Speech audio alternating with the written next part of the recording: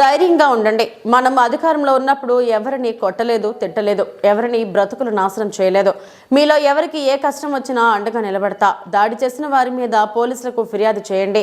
పోలీసులు కేసు నమోదు చేయకుంటే ఆ అధికారితో పాటు దాడికి పాల్పడిన వారిపై ప్రైవేట్ కేసు పెడదామంటూ మాజీ ఎమ్మెల్యే చెవిరెడ్డి భాస్కర్ రెడ్డి బాధిత కుటుంబ సభ్యులకు ధైర్యం చెప్పి ఓదార్పు కలిగించారు.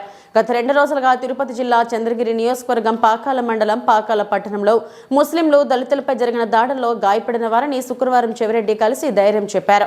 ముందుగా పాకాల పంచాయతీ కమతంపల్లిలో నివాసం ఉంటున్న సెంథిల్ కుమార్ ఇంటికి చేరుకున్న చెవిరెడ్డి సినిమా థియేటర్లో కుటుంబ సభ్యులు అందరి ముందు అతనిపై టీడీపీ నేతలు దాడి చేయడాన్ని తీవ్రంగా ఖండించారు. అధికారం ఎవరికీ శాశ్వతం కాదని, తాము అధికారంలోకి వచ్చాక ఒక్కొక్కరికి కథ చూస్తామని హెచ్చరించారు. బాధిత కుటుంబ సభ్యులు ధైర్యంగా ఉండాలని, ఎప్పుడు ఏ అవసరం వచ్చినా తాను అందుబాటులో ఉంటానని హామీ ఇచ్చారు. అంతకుముందు సెంథిల్ కుమార్ భార్య సినిమా థియేటర్లో తన భర్తపై జరిగిన దాడి విషయాలను చెవిరెడ్డికి వివరించారు.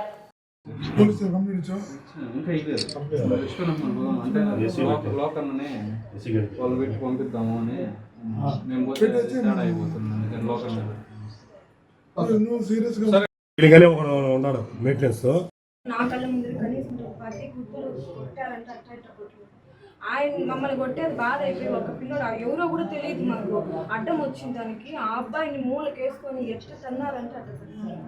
నేనైతే నా మొహం చూసి వదిలేనా ప్లీజ్ మేము వెళ్ళిపోతాము పిల్లలు ఉన్నారు అని చెప్పి నేను అడుక్కుంటా ఉన్నాను.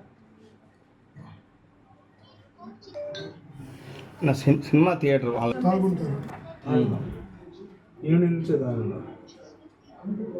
వాళ్ళంతా ఒక టార్గెట్ పెట్టుకున్నారు. కోసం వచ్చాడు స్నాక్స్ తీయించడానికి లోపలికి తీసిచ్చేసి ఆయన వెళ్తున్నాడు. బయట వెళ్ళేటప్పుడు ఎగ్జిట్ డోర్ దగ్గర కొట్టున్నాడు. నాకు ఎవరో తెలియని పిల్లడు వచ్చి మెల్లగా వచ్చి చోలో చెప్తా ఉన్నాడన్న, మీరు సెంథిల్ ఫ్యామిలీ నా టౌన్ అంటే బయట కొడుతున్నారని. సగం మంది బయటే ఉండాలి, సగం మంది లోపల కూర్చుంటా ఉన్నారు. కనీసం నేను వెతుకుతా ఉన్నా ఎక్కడ కొడతా ఉన్నారని. సౌండ్ కూడా లేదు, ఆయనకు నోరు కూడా నొక్కేసి కొట్టినట్టున్నారు. ఆయన అరవడం కూడా అరవడం లేదు. మళ్ళీ శ్రీజ మా పెద్ద పాప చూసి అమ్మ ఇక్కడ ఉన్నాడు అప్ప అని చెప్తే ఆయనకు అప్పటికే నోట్లంతా రక్తం కారిపోయింది. అది మేము పట్టి బలవంతంగా బయటకు లాక్కొని వస్తాను. లాక్కొని ఆయన తీసుకెళ్ళిపోదామంటే కూడా కొడతానే ఉన్నారు. నేను అడుక్కున్నాను, ప్లీజ్ మేము వెళ్ళిపోతాము, ఆయన కొట్టద్దండి, వదిలేయండి, నా మొహం చూడండి, నా పిల్లల మొహం చూడండి అనేసి. అక్కడ ఎవరిని అడిగినా ఆ మాట. వాళ్ళకి ఎవరికో మనసు ఒప్పకుండా వాళ్ళకి ఎవరు అడ్డం వచ్చిందానికి మిగతా పాత వాళ్ళందరూ కొత్త పేరు చెప్తున్నారు.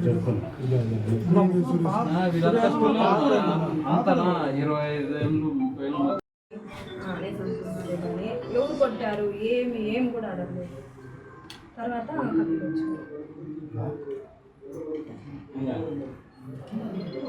ఇంకా 10 రోజుల తర్వాత వెళ్ళకూడదా ఇంటికి